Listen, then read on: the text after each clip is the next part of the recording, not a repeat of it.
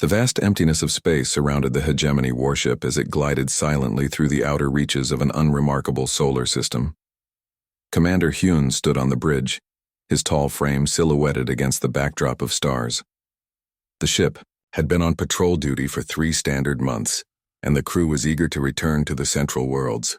"Commander, we're detecting unusual energy patterns from the 3rd planet," reported Officer Jimin, her fingers moving quickly across the control panel. "It doesn't match any known signature in our database." Hyun frowned and moved closer to the main viewing screen. The blue-green planet looked unremarkable, classified in Imperial records as a dead world after some ancient conflict. But the readings suggested otherwise. "Magnify Sector 4, he ordered, his voice calm despite his growing curiosity. The image zoomed in on a continental landmass.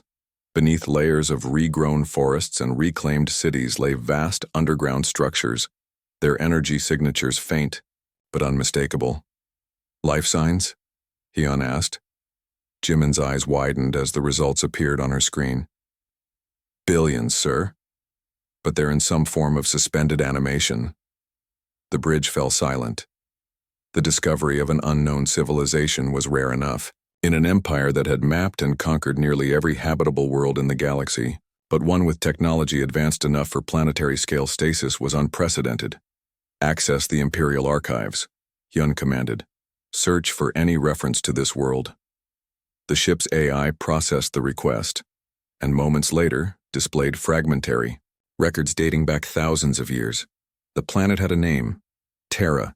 Its inhabitants, humans. "Sir, these records are sealed with an Imperial security classification," said Jimin, surprise evident in her voice. "They're marked as extremely dangerous." Hyun's interest deepened. The hegemony classified all species on a threat scale. Most fell into the lower categories, useful for labor, trade, or resources. Few earned the dangerous designation. "The stasis fields are degrading," observed the ship's engineer, Seojun. "Environmental controls show fluctuations consistent with imminent system failure. Whatever's down there, it's waking up." Hyun studied the ancient warnings. According to the records, humans had fought a war against an early version of the hegemony, and nearly won despite being outnumbered and outgunned. Rather than face extinction, they had apparently entered mass hibernation, waiting for a time to re-emerge. That time was now approaching. "Send a probe. I want detailed scans of those facilities," Hyun ordered. The small probe launched silently from the warship, descending through Terra's atmosphere. It transmitted images of vast underground complexes, each housing thousands of stasis pods arranged in perfect rows. Most contained a single sleeping figure. "The technology is primitive, by our standards," said Seojun, analyzing the data, "but ingenious in its execution. These stasis fields have maintained cellular integrity for approximately 3,000 years." Hyun watched as the probe focused on one pod where the stasis field flickered. Inside, a woman's fingers twitched slightly, the first human movement in millennia. Why would the early hegemony fear them so much, Jimin wondered aloud. An alert flashed across the main screen as the ship's AI completed its analysis of the historical records. Species assessment. Human beings classified as genetically chaotic. Warning: extreme adaptability and unpredictable behavior patterns. Psychological profile indicates resistance to standard control methods. Recommendation at time of assessment: avoid integration into Imperial structure. Hyun's expression darkened. The hegemony maintained order through predictability. Each species had its place and function. Those that couldn't be controlled were typically eliminated or contained. "The pod systems are beginning automated revival sequences," reported Seojun, "starting with what appears to be key personnel, scientists, military leaders, engineers." Hyun made his decision. "Send a full report to Imperial Command. Request instructions." The response came faster than expected, transmitted directly from the Emperor's Council. "Observe only. Do not engage. Reinforcements dispatched." Below on Terra's surface, the first pod completed its revival cycle. The woman inside opened her eyes, taking her first conscious breath in 3,000 years. Dr. Sunmi blinked in the dim blue emergency lighting, her mind slowly processing where she was and why. In another section, military pods activated. Admiral Minho's eyes snapped open, instantly alert despite his long sleep. Around him, other pods hummed to life as Earth's defenders began to awaken. Above them, Commander Hyun watched with growing concern. His sensors detected energy buildups as ancient defense systems reactivated. Whatever these humans had been planning, before their long sleep they had prepared thoroughly. "Sir," said Jimin quietly. "The historical records indicate these humans were not just physically adaptable but mentally resistant to psychic influence. The Sentinels' abilities would be less effective against them." Hyun nodded grimly. The hegemony maintained control across thousands of worlds through the Sentinels' psychic abilities. Species that couldn't be influenced this way posed a unique threat. "We will maintain orbit and continue observation," he said. "But ready weapons systems. If these humans prove as dangerous as the records suggest, we may need to act before reinforcements arrive." On Earth, revival pods continued their activation sequence one after another. Humanity was awakening to a galaxy that had forgotten them, a galaxy ruled by an empire that had once feared them enough to document that fear in its most classified records. Darkness gave way to a soft blue light as the cryopod hissed open. Dr. Sunmi's eyes fluttered, adjusting to the dim glow after 3,000 years of darkness. Her mind felt foggy, thoughts swimming through a haze as her body slowly awakened. "Systems check complete. Revival process at 98%, announced the facility's AI in a calm feminine voice. Sunmi tried to speak but managed only a dry cough. A small tube extended from the pod's interior, offering water. She drank gratefully, feeling life return to her parched throat. "What year?" she finally managed to ask. "Current Earth year calculation, 5027, replied the AI. "Elapsed time since suspension 3004 years, 72 days, 3000 years. The number seemed unreal to Sunmi as she slowly sat up. Her muscles protested after their long inactivity, despite the electrical stimulation they had received during stasis to prevent atrophy. Around her, other pods began their revival sequences, their occupants still unconscious as the careful awakening protocols continued. Through the glass covers, she could see familiar faces, her colleagues, Earth's brightest minds preserved when all other options had failed. Memory returned more clearly now. The war, the alien coalition that had nearly destroyed humanity, the desperate plan to preserve enough people to someday reclaim their world. The medical wing doors slid open as Admiral Minho entered, already dressed in a simple uniform. Unlike Sunmi, who had been a civilian scientist, military personnel were programmed to revive first, their pods equipped with accelerated awakening protocols. "Doctor," he greeted her with a nod. "Good to see you made it." "Admiral," she replied, her voice still raspy. "How many?" "Initial count shows 87% survival rate across all facilities worldwide," Minho said. "Better than we hoped." Sunmi pushed herself to stand, leaning against her pod for support. "And outside? What's happening?" Minho's expression turned grim. "Something's in orbit. Not friendly, based on their energy signatures. Military-grade shielding, weapons hot but not firing yet." "They found us before we were ready," Sunmi whispered. "Maybe, but they haven't attacked." Minho handed her a tablet showing sensor readings. "They're just watching. Sent down some probes, but our automated defenses disabled most of them." Sunmi studied the data. The ship's design was unlike anything from their time, more advanced, more elegant in its construction. "Do we know who they are?" "We captured one of their probes intact. Tech team is analyzing it now." He gestured toward the door. "Think you can walk? We need your expertise." The main control center was bustling with activity as recently awakened personnel took their stations. On the central screen, a magnified image showed the alien vessel in orbit.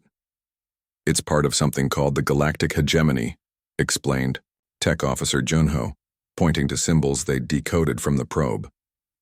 Based on what we've learned, they control thousands of star systems, been in power for millennia.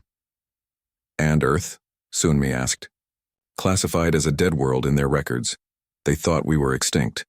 Admiral Minho's tactical mind was already working. That gives us an advantage. We're a surprise. Not anymore, said Junho, pointing to new data streams. They're broadcasting. To their command. Reinforcements have been requested. Sunmi moved to a workstation reviewing the translated information. Their technology is centuries ahead of where we were before stasis. Our weapons, our ships, everything we preserved is obsolete now. A young officer approached with a small device recovered from the probe. Doctor, we found something interesting about their control systems. They use some form of psychic technology to maintain order across their empire. Minho looked up sharply. Psychic? Yes, sir. Their elite enforcers, called Sentinels, can influence most species mentally. Most species? Sunmi asked, her scientific curiosity piqued. The officer nodded. That's the interesting part. When they scanned us, their systems flagged human neural patterns as resistant. According to their database, humans are classified as genetically chaotic and difficult to control through their standard methods. A moment of silence fell over the room as the implications became clear. That's why they fear us, Minho said quietly. Not because of our technology or numbers, but because we can't be easily controlled.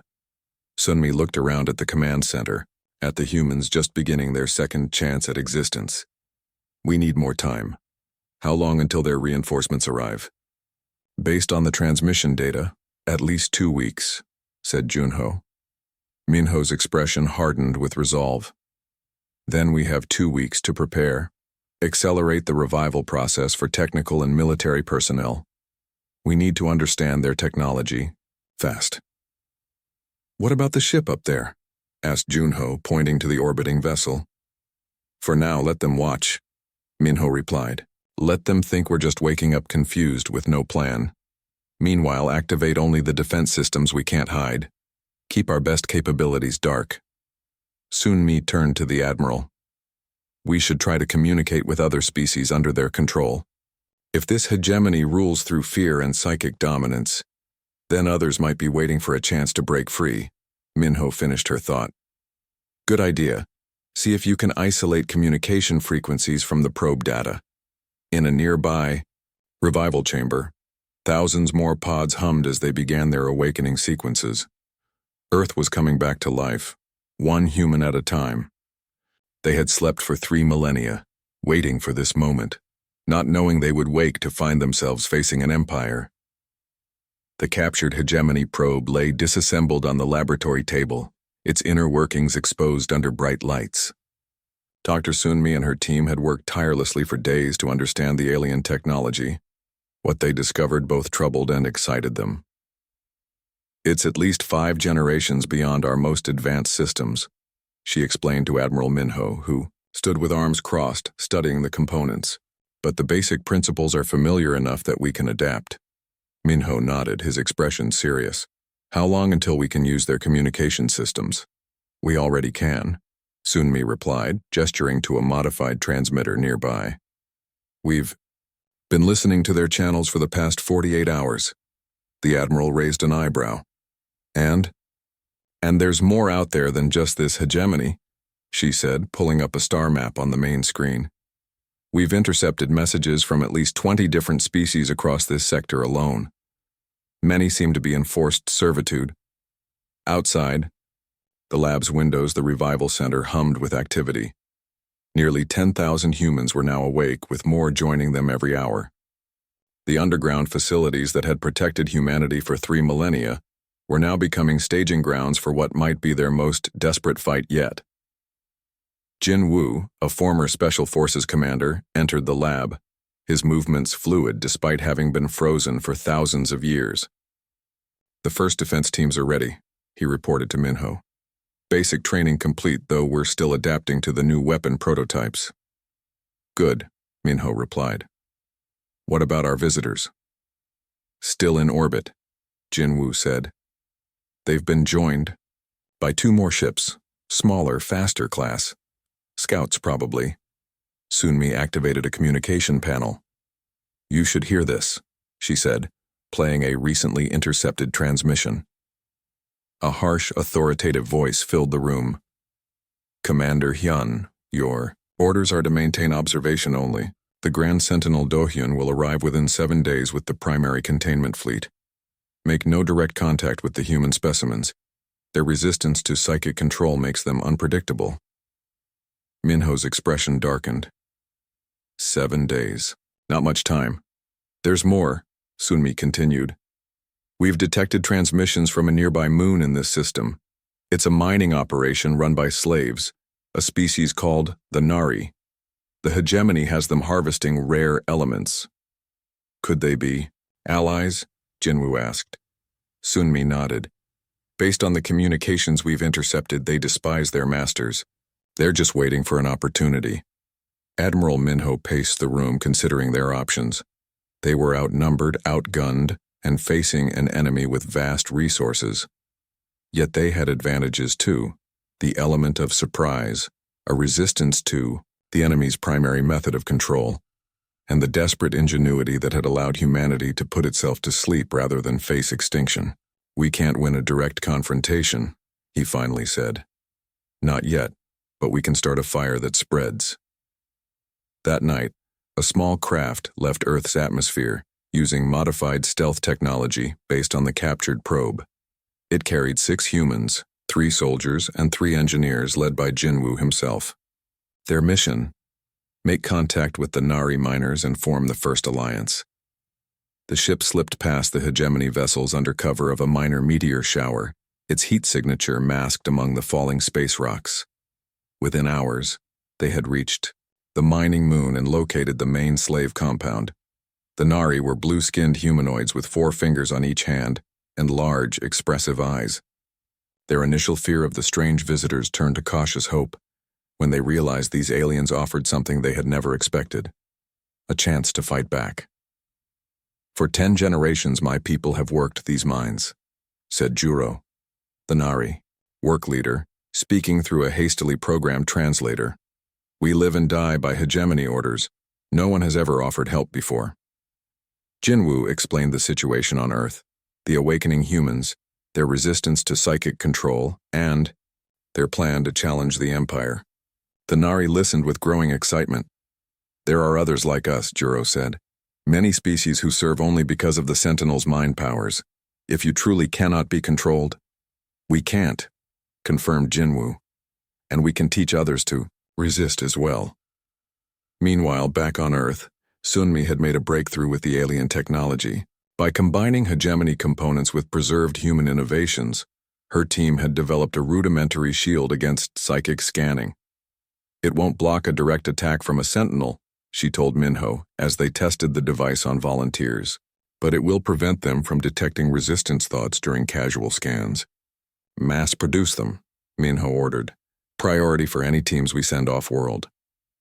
Within days, the first small victories were achieved. The Nari overthrew their overseers in what appeared to be a standard worker dispute, hiding the human presence. 2 more human teams slipped out to nearby systems, making contact with other oppressed species.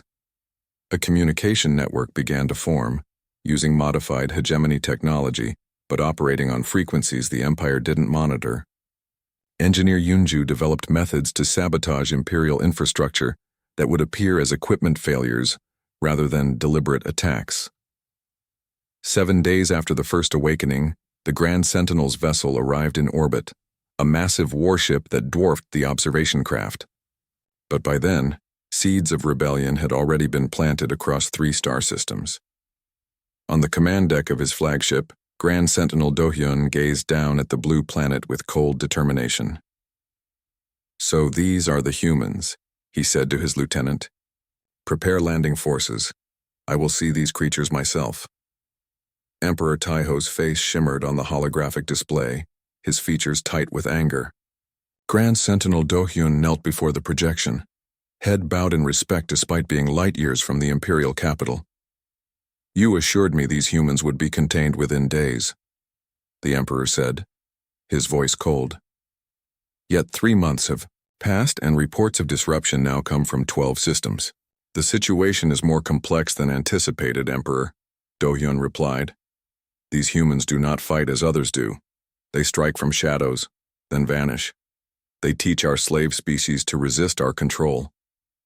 The Emperor's eyes narrowed. Explain how primitives who slept for 3,000 years can challenge the might of our empire. Do-hyun hesitated. How could he explain something he himself still struggled to understand? They are unpredictable. When we expect direct attack, they sabotage supply lines instead. When we fortify key positions, they ignore them and free slave camps. Their tactics follow no standard military doctrine. The transmission ended with a simple command. End this threat, or do not return. On Earth, changes had transformed the once dormant planet. Over 2 million humans were now awake, turning the ancient underground facilities into command centers, factories, and training grounds. The first new ships had been constructed, small but fast vessels built with reverse-engineered hegemony technology, enhanced by human innovation. Admiral Minho stood before a gathering of resistance leaders, not just humans but representatives from 7 alien species who had joined their cause. Among them was Juro, the Nari work leader whose people had been the first to ally with Earth. The hegemony has ruled through predictability, Minho explained, pointing to the tactical display showing Empire troop movements. Every species has its assigned place and function. Their entire system depends on knowing exactly how each race will respond in any situation. Dr. Sunmi stepped forward. This is why humans pose such a threat. Our neural patterns developed differently. We're adaptable in ways they find difficult to counter. A gray-skinned alien with 6 eyes spoke up. My people have served as mathematicians for 18 generations. When the humans showed us how to corrupt data streams without detection, the Sentinels never suspected us. This was the pattern across the growing resistance. Each species brought unique abilities long suppressed under Imperial rule. The humans provided the one thing they all needed, the spark of unpredictability that confounded hegemony control systems. In orbit above a distant Imperial outpost, Commander Yuri led a small team on the Resistance's most daring mission yet. Their target, a hegemony dreadnought, one of the massive warships that formed the backbone of Imperial power. Maintenance shuttle requesting emergency docking, Yuri spoke into the communicator, her voice calm despite the danger. Critical system failure in Sector 7. The voice that responded sounded bored. Identification codes? Yuri transmitted the codes they'd obtained from their spy network, actual maintenance codes stolen just hours earlier. After a tense moment, the hangar shields lowered.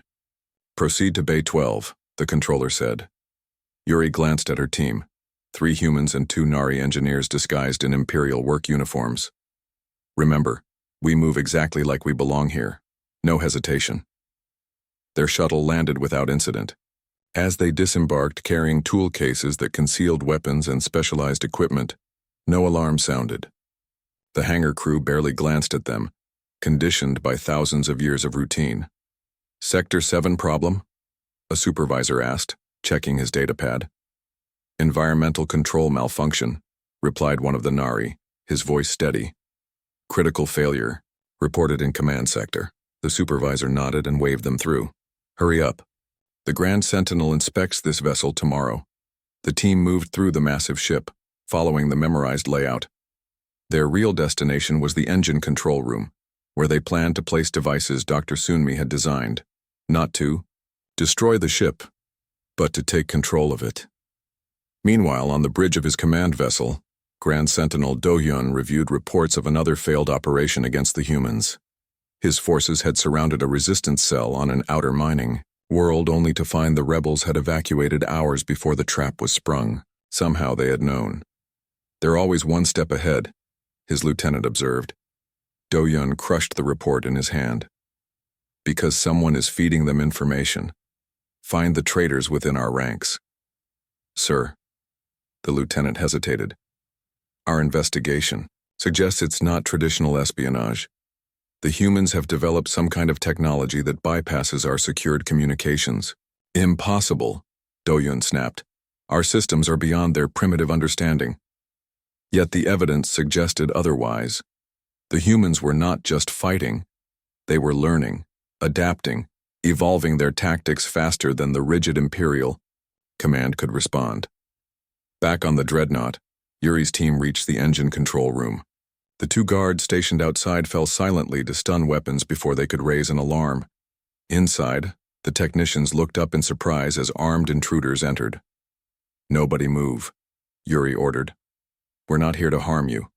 While her team secured the room, she placed Sunmi's device on the main control panel. It lit up, sending tendrils of energy into the ship's systems, overriding security protocols hardwired over centuries. "Command, this is engine control," a brave technician tried to report. "We have His communication cut off mid-word as the humans took control of all ship systems. Yuri smiled. "Tell Grand Sentinel Do-hyun that his inspection tomorrow will need to be rescheduled. This dreadnought belongs to the Resistance now." Across 12 systems, oppressed species watched in amazement as the news spread through hidden channels. A hegemony dreadnought, one of the Empire's most powerful symbols, had been captured intact by a handful of rebels. Emperor Taiho paced the crystalline floor of his throne room, the sound of his footsteps echoing against the towering walls. Holographic displays surrounded him, each showing another system falling into chaos. Red warning indicators blinked across, the galactic map where once there had been only the calming blue of Imperial control. "This is impossible," he muttered, watching as reports of uprisings flooded in from worlds that had been peaceful for centuries. How can one forgotten species cause so much disruption? His advisors stood silently, none willing to voice what they all knew: the Empire was losing. In just 6 months, the human-led resistance had grown from a minor irritation to an existential threat. The capture of the dreadnought, now renamed Dawn, had become a symbol of hope for oppressed species everywhere. Across the galaxy, Grandi, Sentinel Do-hyun's fleet surrounded a small cluster of asteroids near the Sorim Nebula. Intelligence had pinpointed this location as Admiral Minho's command center. After months of humiliation, Do-hyun had finally trapped the human leader. "All ships in position," his lieutenant reported. "The humans have nowhere to run. Their vessels are outgunned 10 to 1. Do-hyun allowed himself a small smile. "Begin the attack. I want Minho alive if possible. The Emperor wishes to make an example of him." The Imperial warships moved forward in perfect formation, their weapon systems powering up in synchronized precision. Energy beams lanced out, striking the asteroid base with devastating force. But something was wrong. The base offered no resistance. No shields activated, no return fire came. "Scan for life forms," Do-hyun ordered, suddenly suspicious. "None detected, sir," his officer replied, confusion evident in his voice. "The base appears to be empty." Before Do-hyun could respond, space itself seemed to tear open around his fleet, ships appearing from nowhere. The Resistance fleet had somehow masked their presence, hiding in plain sight using technology that shouldn't exist. The attackers had become the trapped. Admiral Minho's voice came through on an open channel. "Grand Sentinel, you should know by now. Humans don't think the way you expect us to." On the bridge of the captured dreadnought Dawn, Minho stood calmly as his forces surrounded the Imperial fleet. This was not the final battle. That would come later. But it was a crucial test of the strategy they had developed. "All ships execute Pattern Omega," he ordered. The Resistance vessels moved in seemingly random patterns, breaking every rule of conventional space combat. Imperial gunners, trained to target ships following standard evasive maneuvers, found themselves firing at empty space as the human-piloted vessels zigged when they should have zagged. Dr. Sunmi watched from beside Minho, monitoring data from the weapon she had spent months perfecting. "Psychic disruptor at full power," she reported. "The Sentinels should be cut off from their network, now." Across the Imperial fleet, chaos erupted as the Sentinels, the psychically gifted enforcers who maintained control through mental domination, suddenly found themselves isolated, their powers weakened to almost nothing. Do-hyun gasped as the familiar presence of the Sentinel network vanished from his mind. For the first time in his life, he was truly alone in his thoughts. Around him, his crew members looked disoriented, many having never acted without the subtle guidance of the Sentinels. "What have they done?" his lieutenant whispered. "Continue the attack," Do-hyun ordered, his voice less certain than before. "Rely on your training." But training proved insufficient against human unpredictability. Within hours, half his fleet was disabled, not destroyed. Another surprising human tactic. They disabled engines and weapons but left life support intact. Minimizing casualties, Do-hyun's flagship was the last to fall. As resistance forces boarded his vessel, he stood defiant on the bridge, weapon in hand. Admiral Minho approached him calmly. "You have lost this battle, Grand Sentinel, but your people don't need to die." "I will not surrender to primitives." Do-hyun spat. "Then don't," Minho replied. "Surrender to the future instead." News of Do-hyun's defeat spread rapidly across Imperial channels. The resistance made no effort to block these communications. In fact, they amplified them. The message was clear. The invincible Sentinels could be beaten. On the Imperial capital world, Emperor Taiho ordered his elite guards to prepare for evacuation. But it was already too late. Resistance cells that had been building for months revealed themselves within the palace itself. Many of his most trusted advisors had secretly joined the human cause. The final battle for the heart of the Empire was surprisingly brief. As resistance forces approached the capital world, Imperial defenses fell one by one, not from outside attack but from within, as oppressed species everywhere seized their moment. Admiral Minho and Dr. Sunmi led the delegation that entered the Imperial Palace. They found Emperor Taiho sitting alone on his throne, his guards having abandoned him. "Have you come to execute me?" he asked. "No," Minho replied. "We've come to offer terms." In the great hall outside the throne room, representatives from dozens of species gathered. Some had been enemies for centuries under Imperial rule, pitted against each other by hegemony policies designed to prevent unified resistance. "The Empire is finished," Sunmi announced to the gathering. "But what replaces it is up to all of you." Many voices called for Admiral Minho to take the throne, to become the new emperor. The humans had led them to victory. Surely they should lead what came after. Minho shook his head.